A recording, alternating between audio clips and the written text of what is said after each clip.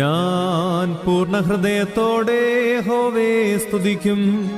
നിന്റെ അത്ഭുതങ്ങളൊക്കെയും ഞാൻ വർണ്ണിക്കും.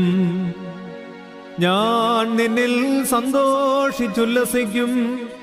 അത്യുന്നതനായുള്ളോവേ, ഞാൻ നിന്റെ നാമത്തെ കീർത്തിക്കും.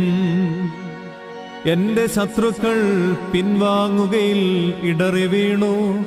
നിന്റെ സന്നിധിയിൽ നശിച്ചുപോകും. നീ എന്റെ കാര്യവും വ്യവഹാരവും നടത്തിയിരിക്കുന്നു.